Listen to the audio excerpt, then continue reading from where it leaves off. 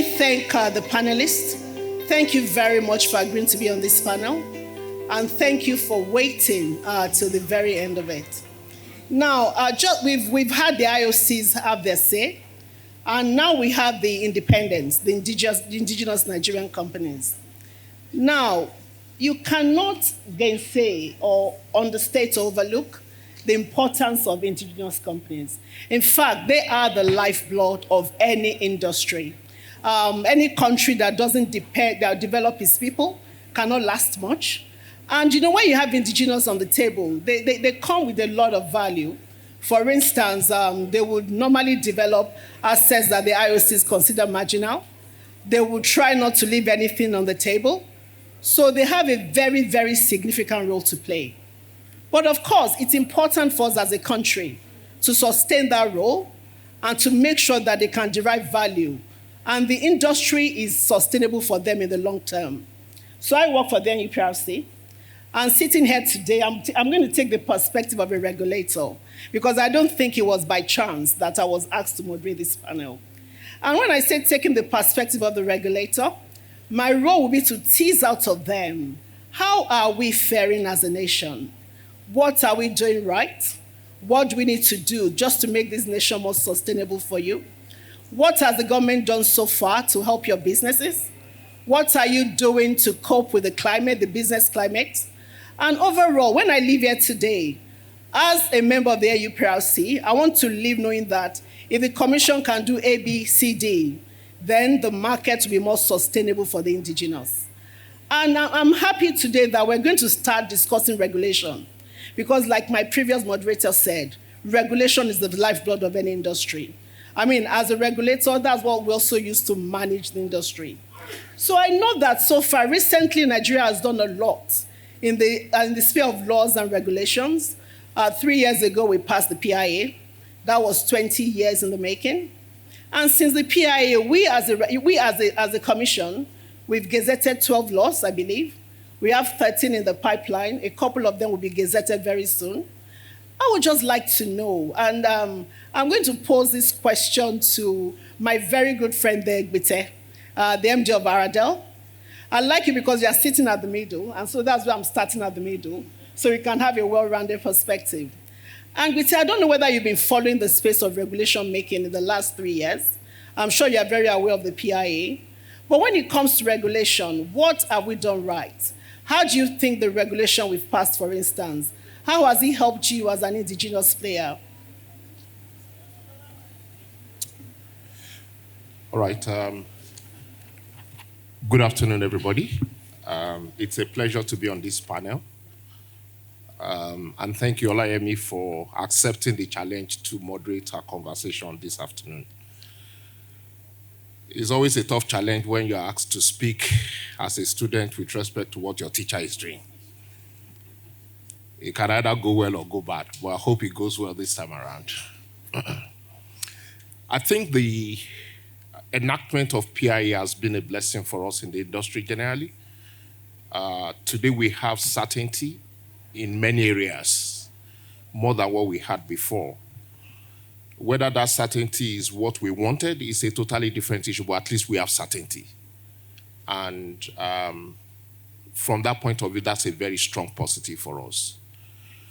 Coming from the background where we had a single regulator to one where we have 2 regulators now, some of us are feeling the brunt of 2 regulators breathing down your neck at the same time. And we think there is a bit of an overload in the demand. So if you're speaking to what are the areas we can optimize, I think some engagement between the 2 regulators to get better clarity. It's better now than it was 2-3 years ago when there seemingly was a lot of concurrent jurisdictions between the 2 regulators. But a number of clarifications have come out, a number of regulations have come out, some of them have become law that have helped us significantly in that area, and we're deeply grateful for that. So what can we do a bit more differently? If I'm speaking as an independent, I would like to speak about the speed of approvals. If you understand the terrain where most of us operate is in the onshore area. the entropy in that business environment is very high. And so you also need the ability to be agile. You need the ability to make quick and fast decisions. We strongly believe that the approvals coming through for requests and applications, if it's fast-tracked, will help us to be able to deal with the uncertainties that are confronting us every now and then. So that's one area of improvement that we think would work. We had an interesting conversation yesterday where somebody dimensioned that about 20, 30 years ago, when we had the peak production in our country, the total number of operators we had was just about 10. Today we have about 42 operators. But it's essentially still the same regulator workforce that dealt with 10 that is dealing with 42. And I think there we must also respect the fact that our regulator from a manpower point of view is challenged. How do you, with just about the same number of human resources, deal with 42 as you were dealing with 10? And maybe that dovetails into the speed of approval process. So one area of improvement is it possible that we have a tired arrangement to things that are not fundamental? Now, we are not asking the regulator to have different regulations for the basic core fundamental practices in our industry. But is there a way where we can have a different track that is lighter in application for operators whose reserves and production are at a threshold versus the other? So we can speed up this approval process. We think if that is factored in, it may be another area where the regulator enables production increase and growth from the independents. Let me stop there before I write my results. Thank you. Thanks very much, Peter. Actually, I think you've said a lot. And being the renegade regulator that I am, and I hope my boss is not here, because I may actually get home and they may say, what are you doing? What are you doing here?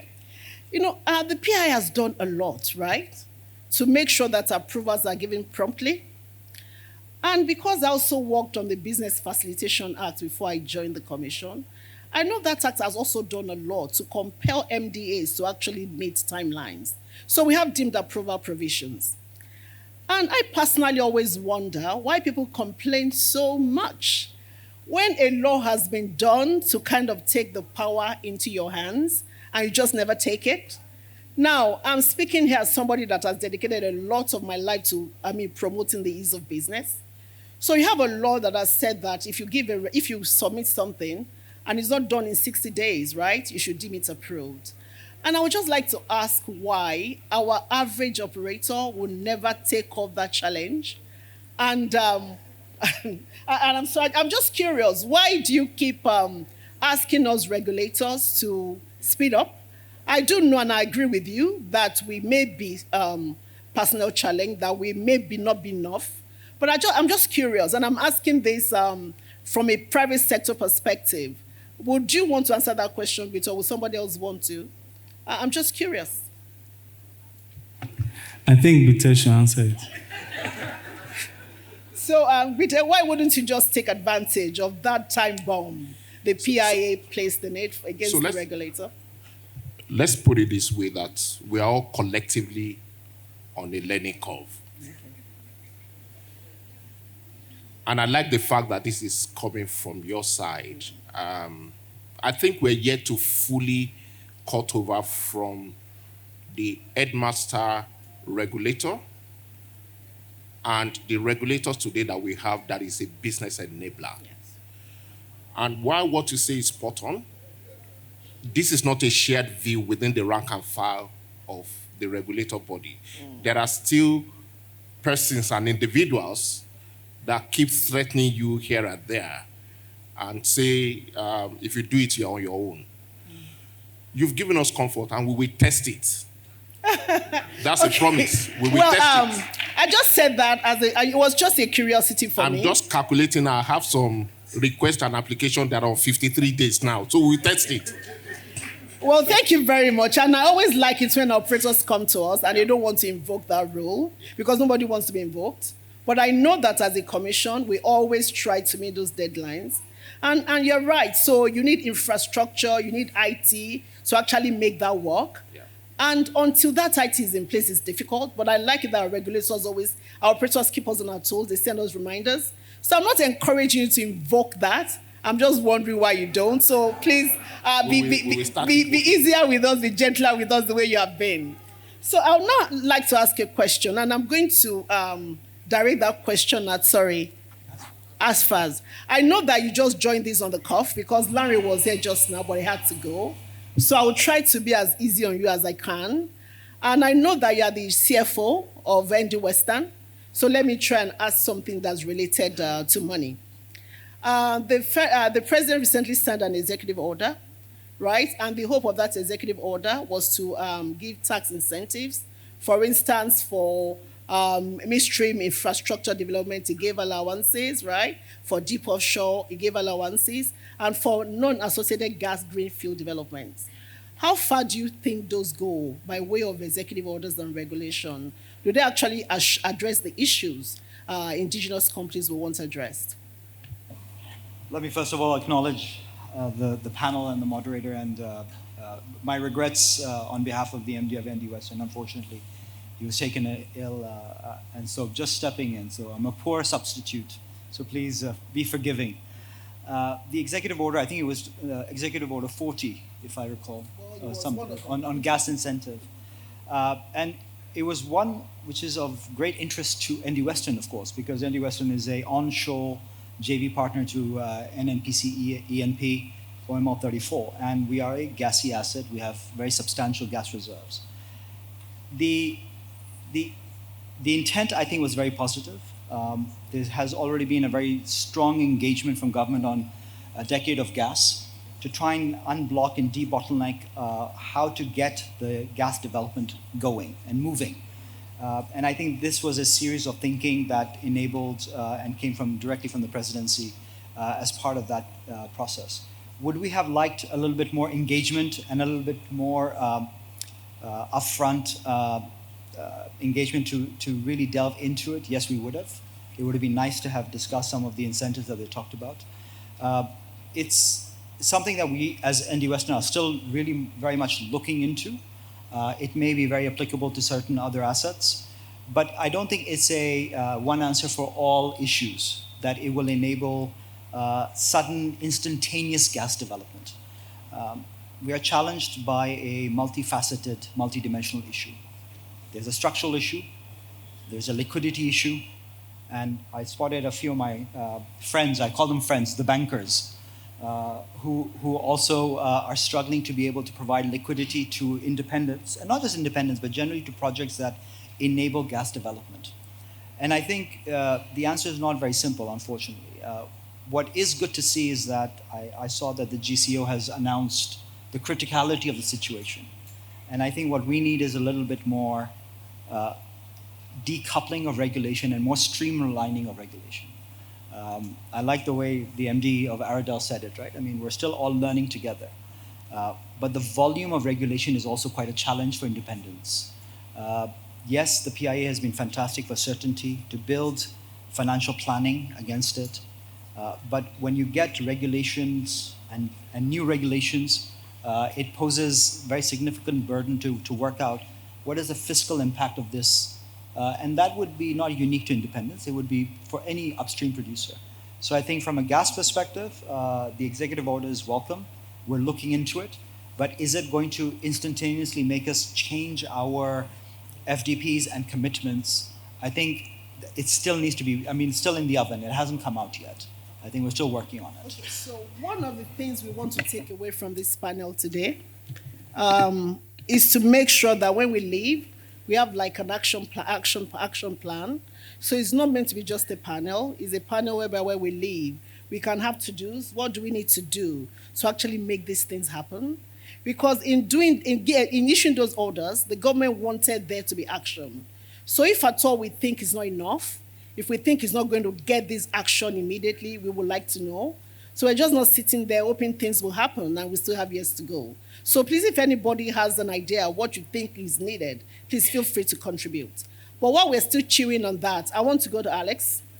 So Alex, every time we talk these days, we talk about net carbon zero, net zero carbon. I'm not sure what it is. We talk decarbonization, right? We talk about clean energy. And I know that Nigeria has done a lot in that respect. For instance, we signed up to halving our carbon emissions by the year 2050. And we've then passed laws, we've set up committees, we're doing a lot to assure that. And if you hear my colleague speak earlier, we actually have a unit in the commission whose goal and agenda is to drive that. So do you think this is achievable? What are you, for instance, as a company, how are you leveraging on these opportunities we have provided? What are you doing in your company to make sure that a few years down the road, I've heard the IOCs talk today, so some of them said they're already net zero, some said 97%. What about the indigenous? What are we doing? How far gone are we? And when do we hope to get there?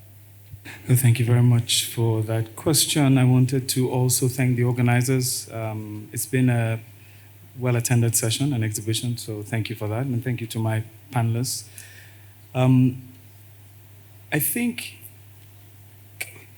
if you guys allow me, I'll give a personal view, then I will answer the question. I think there's a little bit of, now we all know, disingenuous intentions with regards to the energy transition. I say that with all sense of responsibility because we were all hurtling at 100 miles an hour, converting everything that was black to green, you name it, from electric mobility to solar investments. And as soon as we had conflict that meant lives in the western part of the world were threatened, we saw a dial back on this race. From an indigenous perspective, we've always felt it was too soon for us. As Africans, we have significant amount of resources, but we exist in deep poverty. We can't transition ourselves to further poverty. And we argue this point at very many sessions, but we were ignored.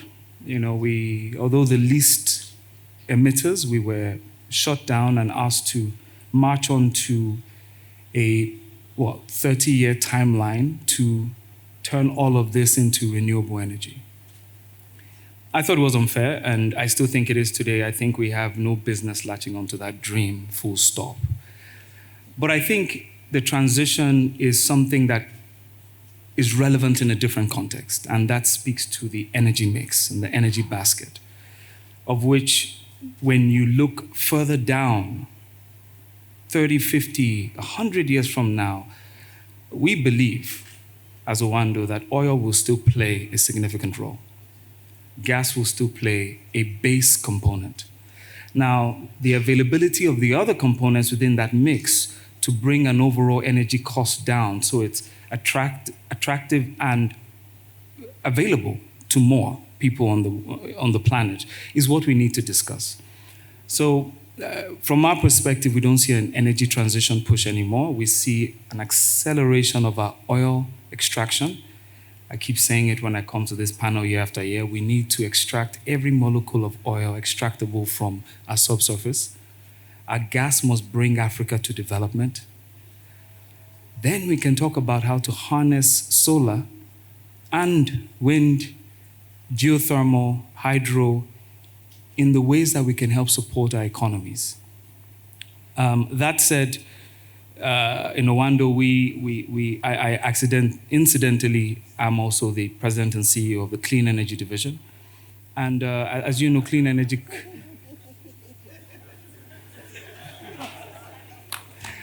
Yeah. It makes sense, no? Upstream, clean energy, you see?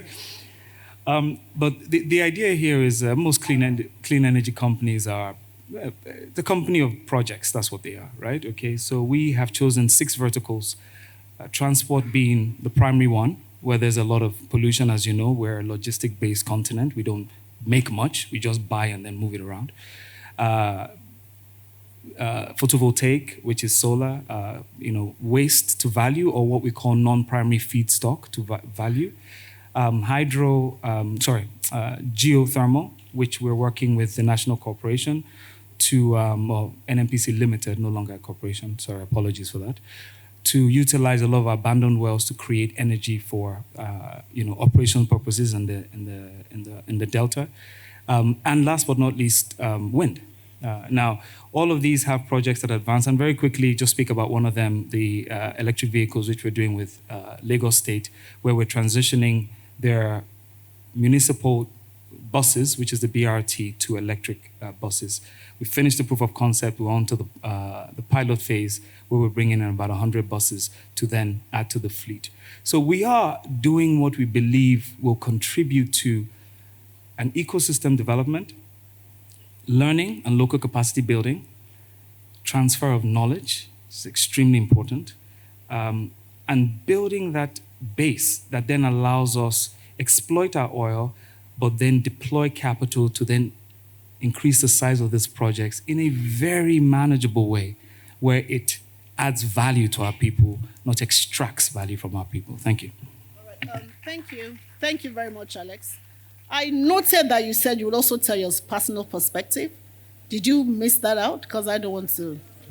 I decided it wasn't a good idea. All right. I have my colleague here that handles carbon monetization. Would you want to talk to him after this panel, or should we just let him go? Whatever he says will not be used against him. All right. Thank you very much, Alex. Now let me go to the third question. I'll still come back to clean energy. And now today we've heard it spoken divestment, right? Divestment is a big issue, is a big topic. That's what everybody's talking about. And I know that everybody knows that for the indigenous community, most divestments are going to them because the IOCs are leaving. They're not leaving Nigeria, but they're divesting the onshore assets and moving offshore.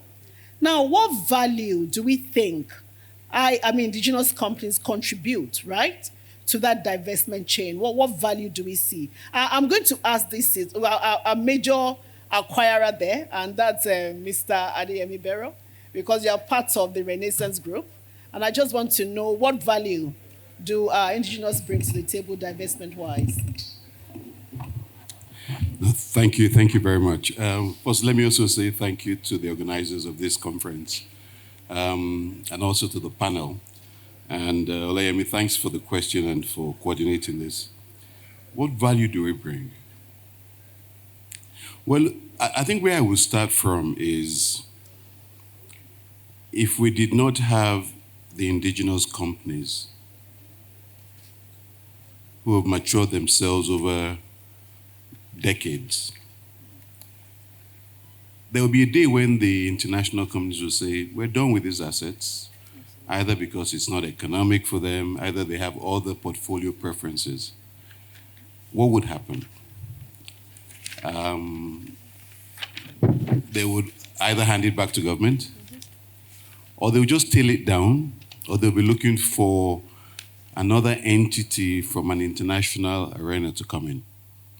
So I think the first value we have brought is that we're there. And I would differentiate it by saying that what is happening in Nigeria is no different from what happens in very mature basins. If you go to the Gulf of Mexico 40, 50 years ago, it's exactly, you remember the Seven Sisters, Standard Oil, they all left, they went international. Who took their places? The Apaches, the American indigenous companies. the UK continental shelf, North Sea, same. I don't think you see Shell, Total, Chevron as present as they were 30 years ago. So to everyone in the audience and those of us in this oil and gas space, this is a good thing. So I think the value we bring is that we're there, and we must thank the federal government of Nigeria, because whether it's the DPR, whether it's NNPC, who enabled indigenous companies to start with marginal fields. I will use the example of ND Western. ND Western is an aggregation of 4 companies, bought an asset, OML 34.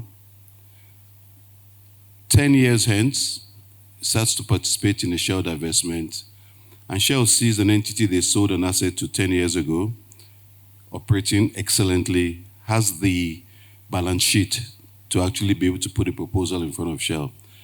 That's the value an indigenous company has brought.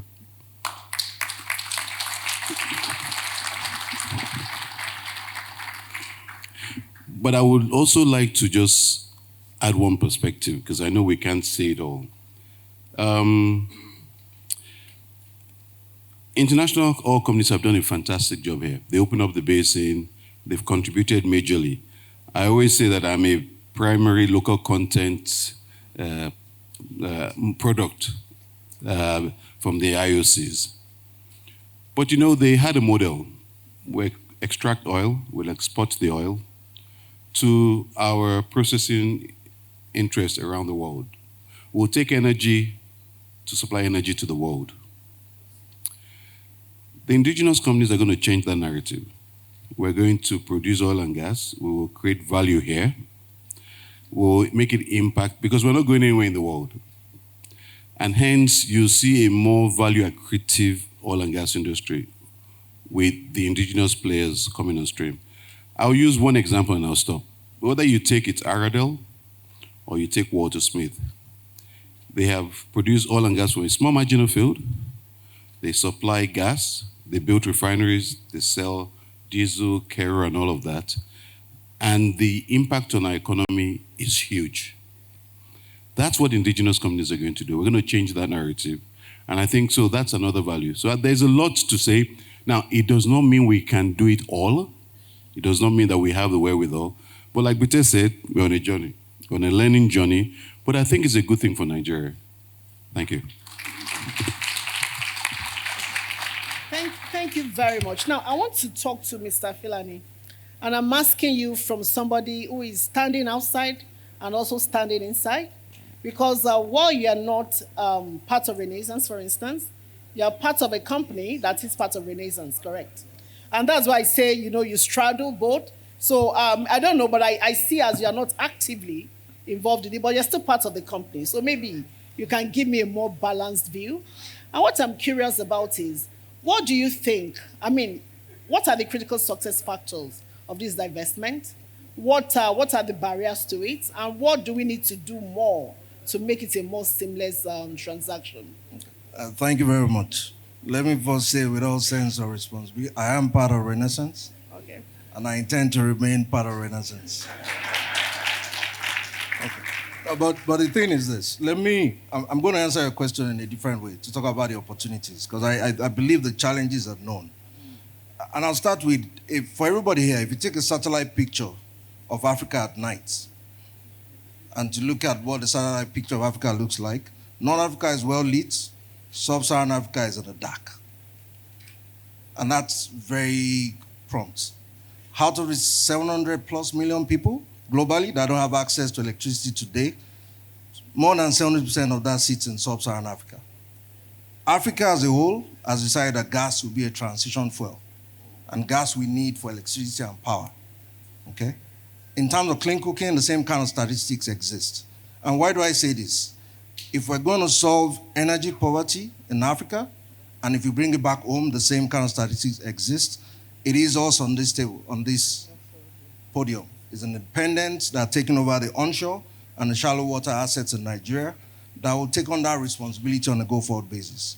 So I see in terms of, instead of focusing on the challenges, I'll say the opportunity space abounds. So if there's going to be any opportunity, and I say this again, to eradicate energy poverty in Nigeria, in terms of access to electricity, access to clean cooking, and with an extension to Sub-Saharan Africa, because we have the largest gas reserves, proven reserves in the world. Based on what in Africa, bear with me, based on what was shared by the CCE yesterday, 270 CF of discovered, we still have potentially double that to be discovered.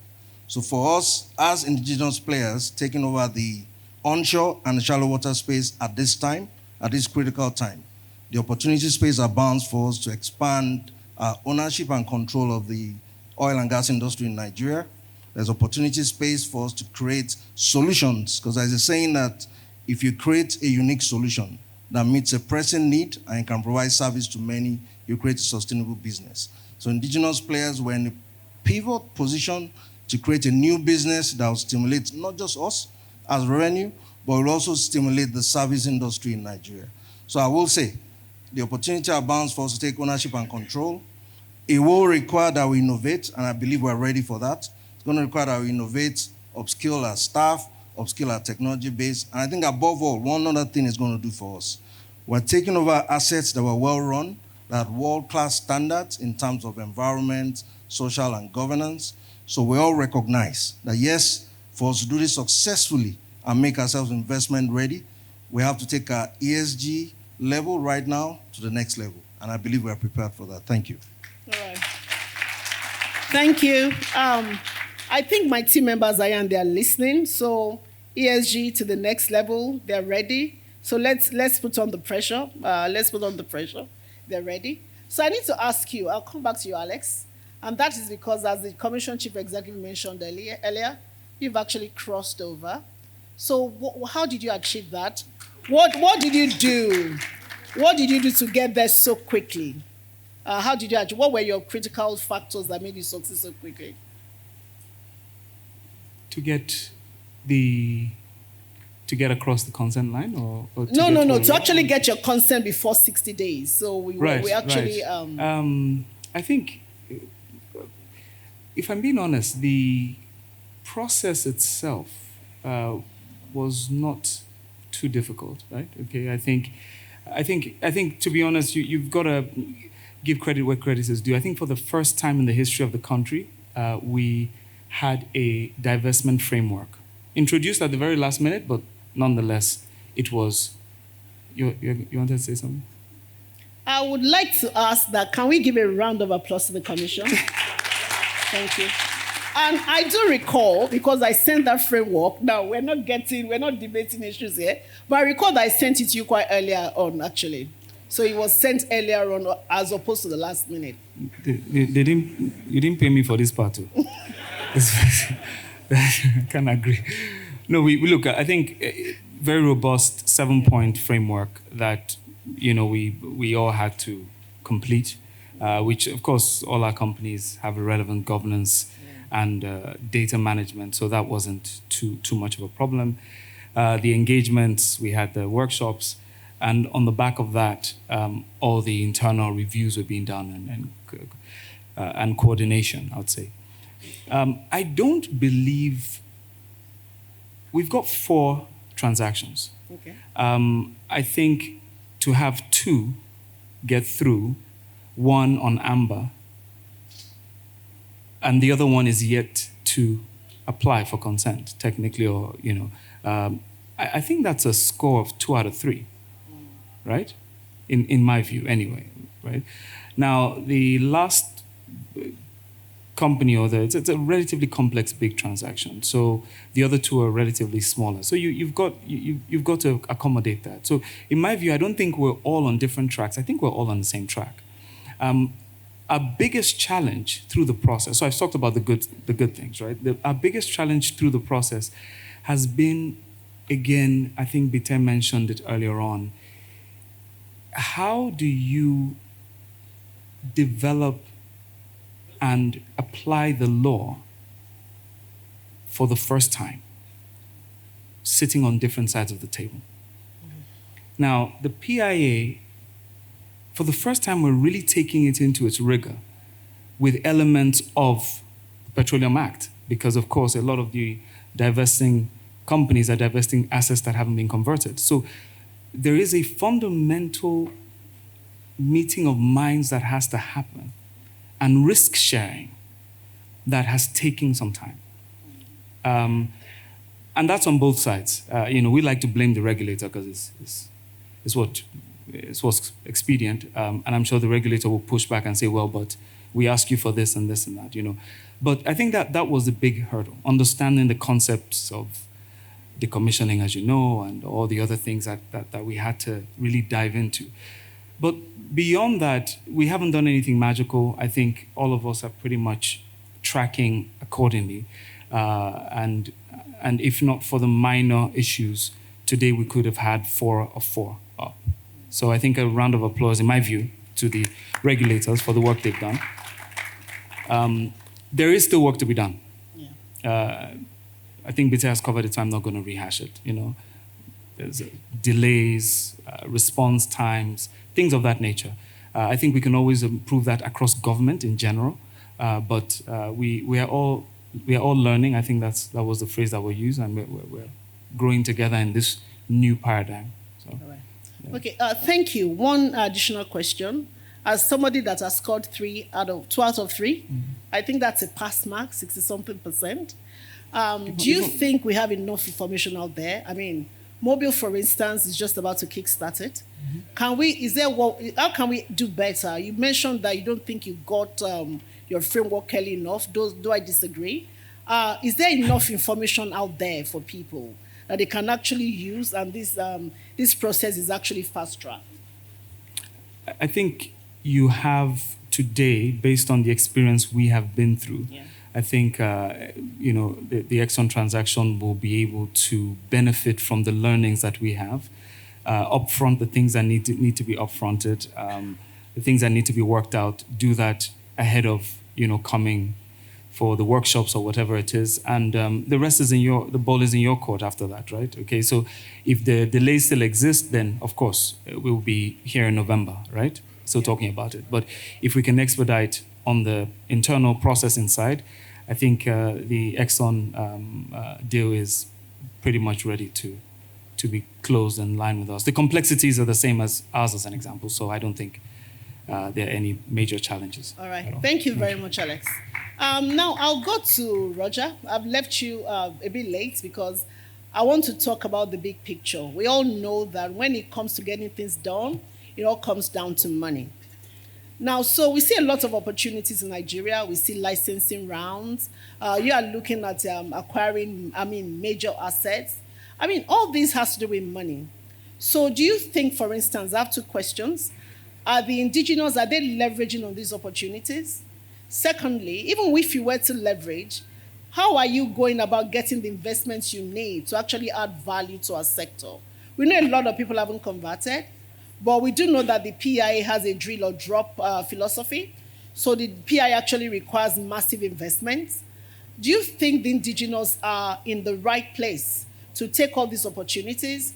Do you think there are challenges to raising money? What are you doing, and how would you advise people to go about it? Thank you for that. Well, let's just start off with capital itself. Let's imagine this room is the global capital, okay? So we start off the conversation and we say we're raising money for hydrocarbons, and that half the room leaves. So they've all gone out the door. And then I say, I want to talk to you about Africa, and this section goes. Then I go, oh, by the way, it's Nigeria, and that section's going as well, right? And then I want to say, well, I want to do onshore, and that section goes. And there's a couple of people in the corner with money. That's what it's like. That's the reality of today. So the big question we have is, how do we keep people in the room? Okay, how do we, when we say hydrocarbons, Africa, Nigeria, onshore, you keep the money people in the room?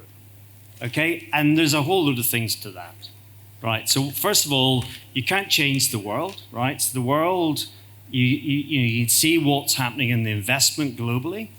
In the energy investment, you're seeing a shift to clean energy away from hydrocarbons. You can't change that. That is the reality of life. So it gets even more difficult to raise the money. So therefore, we've got to be ease of doing business, right? So delivery of transactions is critical in a time frame that people can understand. Now, if I look at the sort of divestment process, we're now getting to the stage where these deals are starting to go through. And that's good for everyone. Okay, for Seplat itself, I think we signed our SPA almost 30 months ago. and you would expect that deal to be over the line. But we're getting there. We're red at the minute, but we're pretty confident we can get green very quickly. And I think, look, what the Commission is doing is actually setting it very clear. What are the rules? What is the process? And how do we get through in a 60-day or less process? And that's critical. So what the people in the room want is clarity, they want action, and they want conviction of word and everything else. Now, the good thing about Nigeria is below the ground, best in the world, right? The best hydrocarbon in the world, no doubt about it. That's why the IOCs, if you talk to the technical guys, don't want to leave. They don't want to leave the onshore. They don't want to leave the shallow water offshore, but they are leaving because head office is going in a slightly different direction. Okay, so you have incredibly great subsurface in this country, right? That's not going to change. And so there's the opportunity for us as the indigenous sector is actually to really capitalize on this great subsurface. The indigenous sector is here to stay. It's not looking to go elsewhere in the world. Its life is Nigeria, and its success is Nigeria. So Nigeria's success is the indigenous sector's success, and it's very important. And providers of capital want this. So they don't want to do one deal and go to the next deal. They want clarity, they want confidence that when they deploy capital into Nigeria, A, it's going to be well looked after, and B, there's going to be more flow back, recycling of that capital. That's how capital makes money. Now, one thing that we have to deal with, and this is where the regulators can help with here, is the ease of doing business. Capital is more expensive, right? So when we used to, at Seplat, run a hurdle rate for projects, it used to be 15%, right? That's the cost of debt today, right? So debt is double digits. It starts with a 10 handle and it's on its way to a 20 handle, right? That is where debt is going. And it's going to go more expensive. That's not going to change. And the good thing is the hydrocarbons holding the price, which is good. But the ease and unlocking of business is critical here, right? So rather than be in the lowest quartile of places in the world of ease of doing business, let's make Nigeria the top, number one. Let's make it easy, right? Because I tell you what will happen is when we make it easy, more and more capital will flow into this country. And guess what? The subsurface will deliver. And the indigenous sector will do what's crying out here is to start to work the onshore and the shallow water offshore. We know ourselves that its capability, this 3 million barrels is incredibly capable. So that is what's going to be needed. That's what we've got to communicate to providers of capital and do that. And let's go into your second question before you move on to someone else's. Just on the PIA, I think it's fair to say around the table here, or this panel, I think all of the indigenous companies would want to convert to PIA. In the reality, a lot of the IOCs, for various reasons, weren't able to convert to PIA. So we want these assets to be under PIA terms. That's going to, I know it's beyond your pay grade, but it's requiring as we need to approach this. Let's use the PIA. There are real benefits in it, okay? And we'll incentivize investment into the country. So that's a request back to you is to take back to whoever makes decisions. We would like, certainly for Exxon, Seplat Exxon transaction, PIA conversion at some point. Thank you. Okay, I'm going to take that question back to the other panelists, so just hold the thought. But I don't want to let Roger escape so easily. Because you've said, let's make it easy, let's do that. I thought we had made it easy. So let me ask you, feel free, just be direct. So are you saying that Nigeria hasn't made it easy for investment to come in? And because you've said, let's do this, let's do that, let's do that, and I don't want you to be so suave and so savvy. Are you saying we haven't done those things? And if we haven't done it, what exactly do you think we need to do? Like I said, We want to live today with action points. So what do you think we need to do to make it easy? Well, I said so I said make it number one in the world easy, right? Okay. The fact is that, Nigeria has taken steps, PAA and everything else, right, which has gone some way. But if you read, and not me, I'm just the messenger, but if you read the global view, the uncertainties of delivery of projects and acquisitions in Nigeria is harming Nigeria, okay? And what I'm saying is be clear, right? Let's get these acquisitions done and dusted. Let's get the marginal fields done and dusted. Let's get the new deals that are coming done and dusted. So the NUPRC has been pretty clear, but of course there's been a process before that of uncertainty. So let's learn from that and let's go forward on number one in the world, ease of doing business. All right. Thank you very much. I think you have Alex add something to add. Capital. Capital is like analogous to children. They don't lie. People want a return, risk adjusted. Yeah. When they run from you, it's not about anything else but what you're doing. So I think, Roger has just probably stated the obvious, but the reality is that if we were an easy place to do business, we would have more capital waiting at the door. We're all in Guyana. The Guyana Fair that was recently, about how many weeks ago, all of us were there. The whole world was there. They have a roadmap, clear plans, bid process, finishes when it says, starts when it's... Okay. Thank you, Alex. I know that pre the PIA, for the last 10, 12 years or so, money hasn't come into Nigeria, or maybe 15. I know that. And that was because there was a lot of uncertainty. People they were not sure of the fiscal regime. And I thought the PIA clarified that. But what I'm taking away from here is that we need to do a bit more, putting information out there. Because if you were to ask me, I would say, this divestment, I would say we followed the law. Maybe that is our understanding of the law. So maybe what we need to do is to put that information out there so people know from day one what they will encounter. Maybe that is what I would take away to make it easy, like you say. I think, Dapo, you wanted to add something? No, so that we don't miss out on the parts that you mentioned, that some of the assets that are currently being divested are not converted to PIA. Okay. And to take advantage of this occasion, because you said we want to take action away from here, yes. I will ask the Commission, because the intent of the PIA is meant to provide fiscal and regulatory framework that will make assets more viable for investments and all that. Mm-hmm. And my question to the Commission is, have you done analysis on why the IOCs chose not to convert?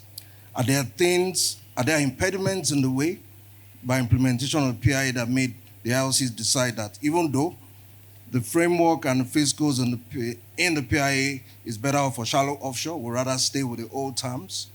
And are there things that NUPS can do different to enable and provide a good takeoff point for those of us independents that are taking over these assets? Thank you. Okay, thank you very much, Dapo. I would have given you a robust answer, but I'm the moderator, not the panelist.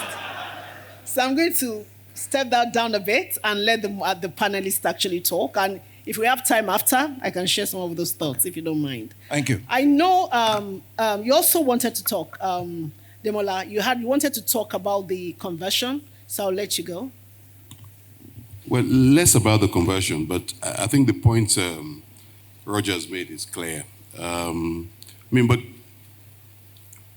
challenge of the IOCs is if you have 5, 10, 17 OMLs, and you have to go through PMLs, PPLs, PELs, you're talking of 100, 200, and then the administrative impact of that. I think that's why most of them have just said a bit too much for us. Now, that's the law, but I think I'll ride on what Dapo has said and said it's something that needs to be looked at. Okay. But I also know that we should not allow companies to just keep large portfolio that's not being worked. I think that's valid. But I wanted to talk about the investment, if I can just take a minute. The picture that Roger painted is apt, it's clear. It's scary, but it's our reality. So there's only maybe 5 people in that corner who are left. And they're watching. When they hear that, so I will take what Alex said, investment is like, they're like children. I want this from my father. He's not giving it to me. It's 30 months. He just goes to sulk and goes away. And when you call that child, the child says, don't talk to me. You haven't given it to me. I think when you see transactions, and we should be open and honest with ourselves. No one cares whether there's a new administration. No one cares whether there's a new person on seat. No one, they just say the regulation, the authority. When it takes 30 months, they cannot understand it. So when you're asking them to bring their investment into country, they'll say, at one point, I will want to leave and sell, because that's what investments do. If I cannot and it takes too long, it leaves a mindset. So it's not about the law per se, it's just that they have options and they will play the options they've got. But I think there's a positive side, and I think that's the one you wanted us to bring here about investment. How has companies like us, First TMP, or even let me use even Renaissance, how have we funded ourselves? These days, you must have a balance sheet that you can put on the table. In the past, you can have zilch, zero, and go to people and they will give you capital, they'll give you as equity, they'll give you as debt. But these days, you must have a balance sheet that works. That attracts that investor when he knows that you have skin in the game. And when I look at this divestment, and I will try and break it up into 4 blocks, the reason why we look at these investments and we see them as very attractive. We have a balance sheet to put to the table, so we bring equity to the table. We should not forget Nigerian banks, and I think they really deserve a round of applause because some of them have played the role of bringing debt to the table for some of these transactions. But we also forget one thing. We're buying assets that actually are world-class assets, and they're generating profit, generating revenue. Significant revenue. So when you take the mix of our own balance sheet, the debt from the banks, what is generated from the asset on a yearly basis, and then what I will call the friendly 5 people who sit there, off-takers, people who fund projects. So there's a mix that's actually still looking at Nigeria. And honestly, that is how we fund in today's world. Because those 5 alone, we can't convince them. We also have to bring something to the table. And, and this is my own message to indigenous companies. You have to grow your production. You have to have a balance sheet. So when I look at First TMP, we had a poor balance sheet 12 years ago. At 58,000 barrels of oil today, we have a very structured balance sheet that even now investors come and talk to us and say, do you need money? So I think when you look at the mix of what we've got, it's starting from, you must have something you're putting to the table. It's different from for other places, but because of the inherent issues of Nigeria, you need to play that role. But there is investment capital out there. But I think what I'm also saying is that we must also bring something to the table. All right. Thank you very much, Demola. Thank you. I just need to chip in a bit. And that is when you're talking about when a process takes time. I think when you have a rebirth, when you have a transition, it's important for the new baby to set ground rules. And what has happened in the past, there's a new law, right, may not necessarily be tenable for the future. I think our focus as a regulator is consistency. So we want people to know that this is how we take this decision. And sometimes it takes a while. It's just like bringing up a child. I always say if you bring up your child and you focus on rules, 1 year might be difficult, but that child is easier to manage, okay? Because the child understands the rules. I think what we're trying to do is to set down rules. So maybe there have been some fitting problems, but we believe that setting those rules would promote sustainability in the long run, because everybody knows this is how this regulator will react. So I think maybe I sympathize, I empathize with the people that led the pack, with the trailblazers. Maybe they got hit by that. But I think in the long run, it promotes for sustainability, because people are understanding this is how we say it, this is how we interpret it, and I really believe that it will get better. So let me ask... Add one thing.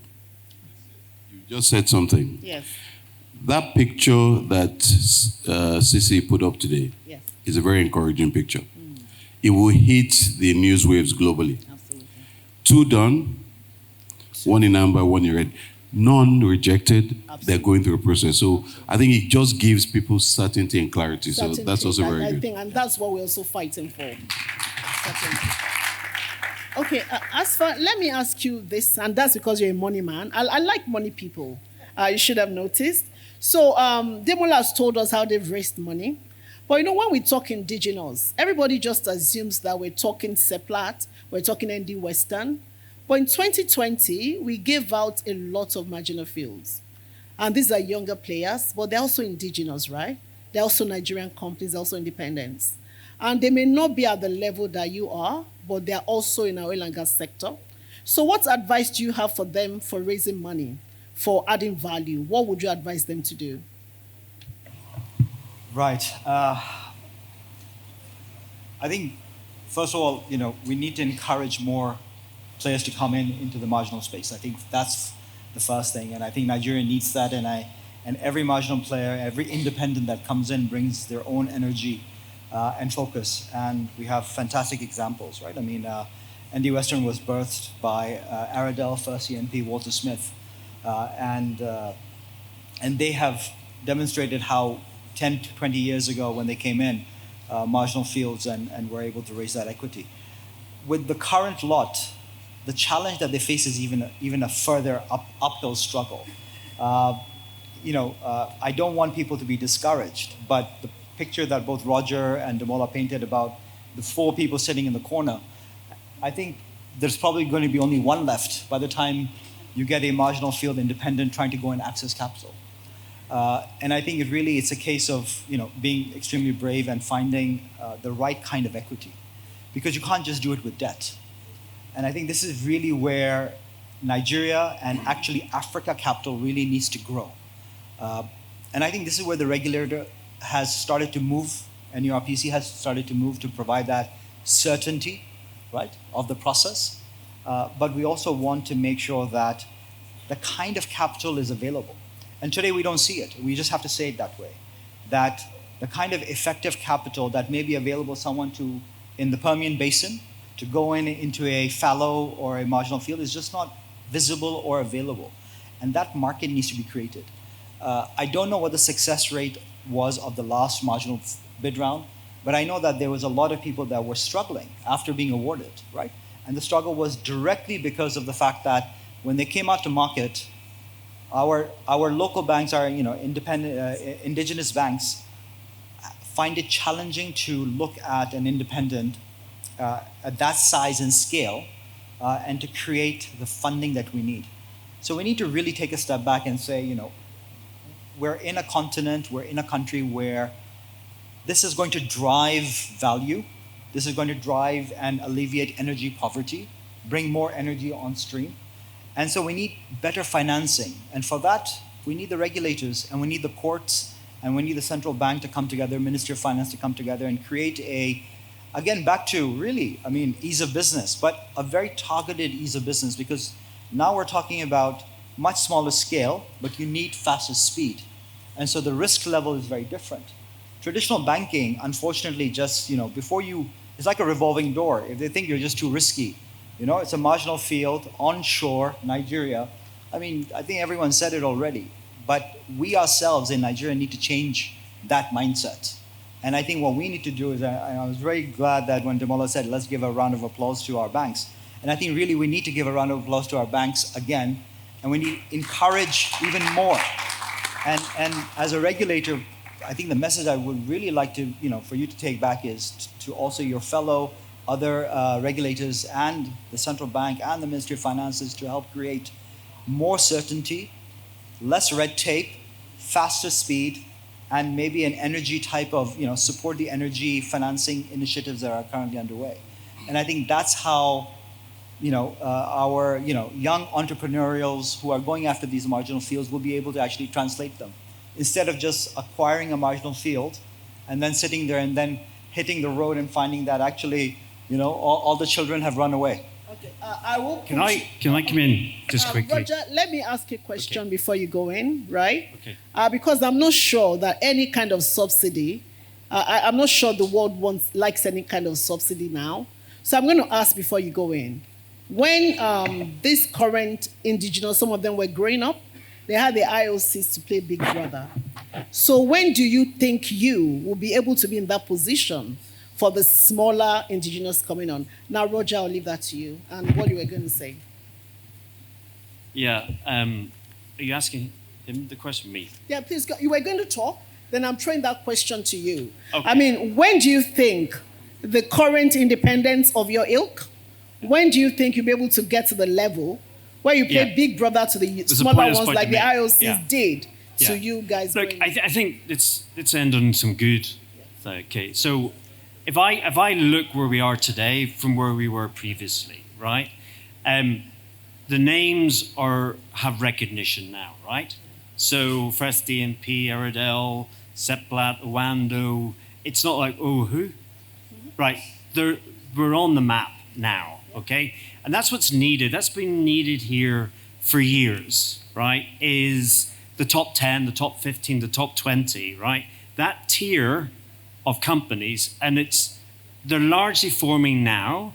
These deals will transform Nigeria, will absolutely transform it, okay? When people go, hold on a minute, Renaissance is doing 150,000 barrels a day, 200,000 barrels a day. Whoa, where did that come from? Well, that's reality today. That's what's going to be reality from the divestments process. They're going to be worked. Seplat's going to grow, Oando's going to grow, everyone's going to grow. You're doing the right things with the marginal fields because we need to bring in the next round of people, right? Yeah. And success breeds success.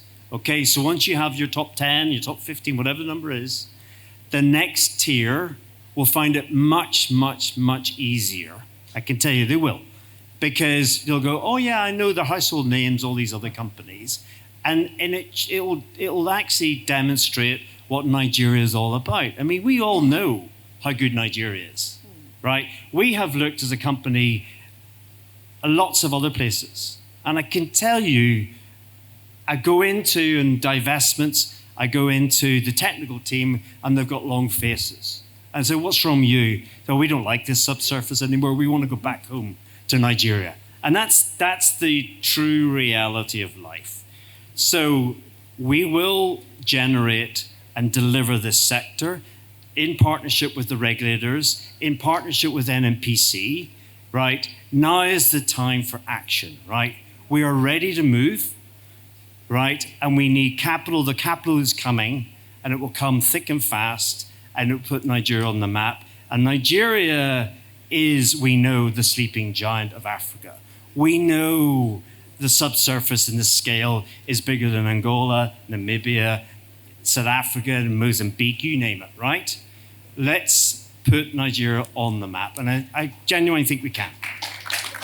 And hopefully in partnership with the upcoming indigenous companies, right? Yes. Okay, I think we're running out of time, so I'll just ask the last question.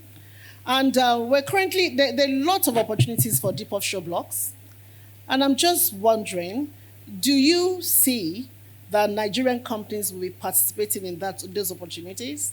Would you be participating? And if not, why do you think Nigerians so far, the independents, are not going deep offshore? And how can governments encourage them? I'm going to take that to Bite.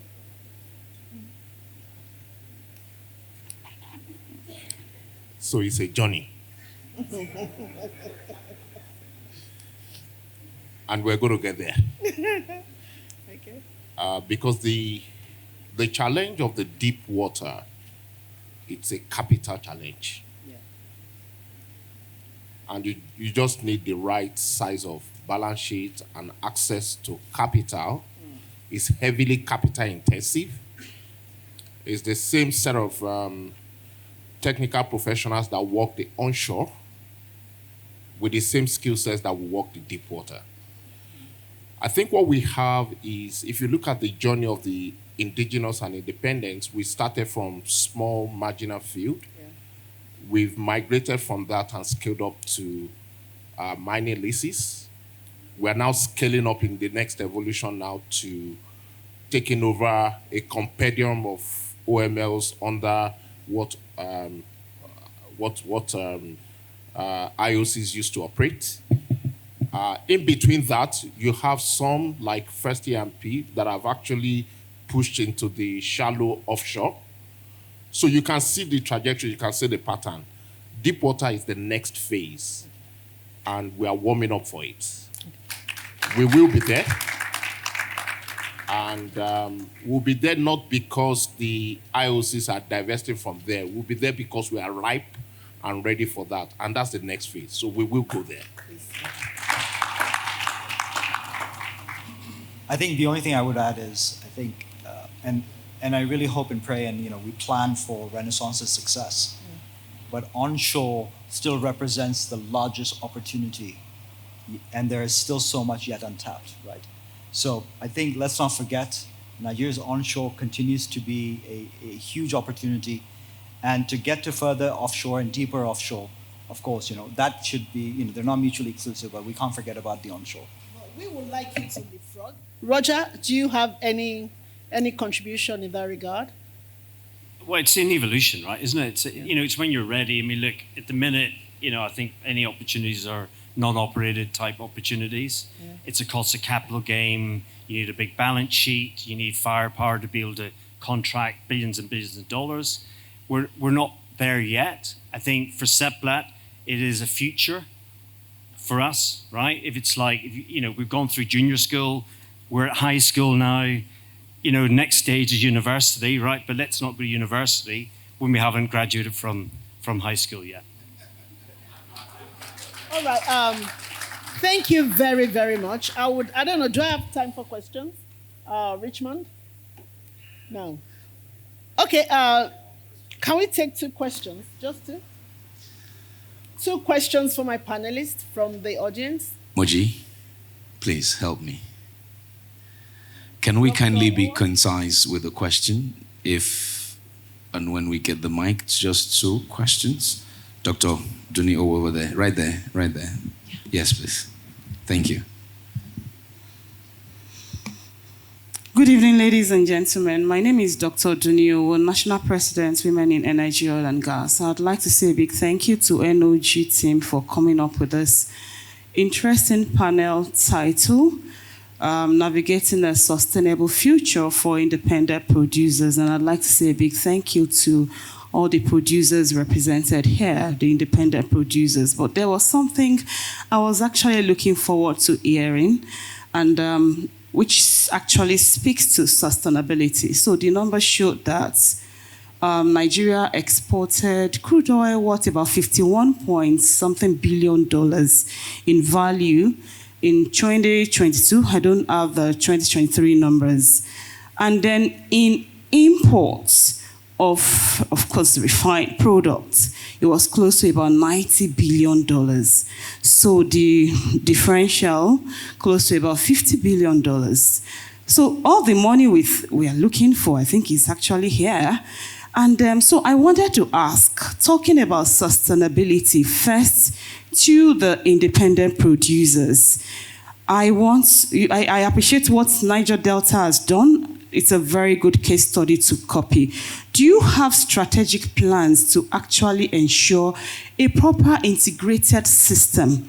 Because that's where the money is actually. And the truth of the matter is, it's very important. If it's not there, you might want to consider it, but I'm putting that question through to you. And then to the regulators, do we have a policy that enforces full integration? Nigeria is 220 million people. So whether direct integration or they want to do a JV with existing midstream, downstream, because that's the real value and that's the sustainability we're talking about. Well, if we're going to go do it the way we've been doing it in the past 60 years and produce and export, there's a lot of money we're going to be leaving on the table and we ain't going to solve that energy poverty. So the question again is, independence, do you have strategic plan to ensure a full value of the oil you intend to start producing? And for regulator, thank God Yemi is here, do you have policy in NUPRC that ensures the total value chain integration? Thank you. Do you want me to take that? Thank you very much. Yeah, take for the independence and I'll take for the regulator, obviously. No, I think, thanks a lot for that question. That was two The one unique difference in what we have today in terms of independence that are taking over the assets in the onshore and the offshore base is the fact that we're all, as a collective, committed to Nigeria, committed to establishing a viable integrated oil and gas value chain. There are two of us on this panel that already have that set up, that will have upstream, midstream, and downstream right now. And with the divestment that is going on, the part of that focus is providing not just exporting crude, as Mr. Adeyemi Bello mentioned when he was talking, ours is about what kind of value can you create in terms of refining, petrochemical business, whereby Nigeria will move away from just exporting crude to start exporting refined products also. So that commitment is there. We had demonstrable evidence in Walter Smith's Aradel, and as a group, I can say, for the divestment that is going on right now, a key focus area for that is what do we do locally and as a way of providing energy solution to Nigeria and sub-Saharan Africa. Thank you very much. Okay, so from the regulatory point of view, Dr. Owo, I think integration means something totally off. I'm not even sure the PIA is so integration in tuned as you suggest. The PIA seems to favor different development. So the PIA believes why the midstream hasn't developed so far is because it's not done mainly as a business. It tends to be done by the producers, and that's one of the reasons we have two regulators. And the idea is for the midstream to be able to develop on its own. So the PIA sort of favors open access. It wants an opportunity whereby you can decide to do a pipeline as a business. Okay, so the thrust of the PIA is more about open access, developing different midstream, and that's why the authority is there. So it can focus on the midstream, and people can apply for licenses and develop the midstream and downstream, even if they are not petroleum producers. So I get your point. You want producers to look at the value chain, but the PI, on the other hand, even goes so far to say, if you want to do midstream and downstream, you must separate your business. So the entire idea behind the PIA is not so much integration, is what do you call deregulation. So it wants everybody to be able to do any business. So when you say integration, to me as a regulator, I see it a different way. I see it as being a bit more closed, because if PIA actually favors the reverse, it wants people to set up business across the value chain without necessarily being petroleum producers. And that's the way to deal with more money. So Asa, please go in. No, thank you. And Doctor, I think your question was about, liquids, but let me speak about gas and ND Western. And ND Western, of course, has gone in, has done a small foray. Our board has been very kind to support the initiative to help set up a JV. And we've set up a JV with Falcon and with First Hydrocarbon and this company called Optimera FZE to help bring the producers together, to help bring someone who's an expert in midstream and downstream, and then to go and distribute that gas into Nigerian industry to help create value. And so it's a very conscious decision of ND Western and its board to help create value as opposed to just deliver a commodity of gas molecule. So from a gas perspective, we are trying to look at those opportunities that also help kickstart industry. And in similar fashion, we are also trying to do something in Oturogo and Ogweli in our vicinity to help encourage industry to come and co-locate closer to the gas molecule. And we always encourage people to come in and look at Warri and see if there are opportunities to collaborate and to be able to provide the gas as a feedstock, but at the same time, come together with us and work with us. And I think whilst I recognize, and thank you, Amy, for bringing that up, that the regulation is trying to deregulate, but at the same time, I think the regulator also needs to see that we need to enable some of these value creations where, yes, we are an upstream producer and we have a downstream expert coming together. And I think we would encourage the regulator to help maybe reduce some of that red tape when you see those interesting and integrated opportunities. Thank you. Sorry, just to Alex close. has something to say. I actually see it slightly differently. I mean, first of all, Doc, you're in the midst of integrated companies, whether by design or by situation. I mean, as you know, Oando started in the downstream, actually trading first and then the downstream, and built the largest downstream company and midstream company in the country before we went into the upstream services and then upstream proper into the marginal fields and then where we are today. So a lot of the companies you see today that are taking this next step are integrated companies by design. Now, the PIA, I think, the way we see it, is that it actually doesn't speak directly to integration. It speaks to business development and profitability and value creation. So if you're going to have an integrated company, let each segment be value accretive. So I actually believe the PIA supports the integration. The question is it a business case for you? I think Dakbo was told to speak for indigenous. I think he only spoke for Renaissance. He didn't speak for they've developed gas plants that's taking their gas. Immediately, you have a midstream company. You have to treat as a midstream entity as per the law. Its taxes, its development plans, et cetera, et cetera. We produce power for the national grid, one of the 2 black start generators in the country. We produce gas as well. So all of those have outlets that are natural midstream matches. And don't forget, the actual movement of molecules itself beyond the refining is a midstream activity. So we have no choice after acquiring these assets but to move to integrated companies. The question is, how far do you take that integration? And I think that's then a company-specific last point. We've taken our integration even to clean energy, just to add.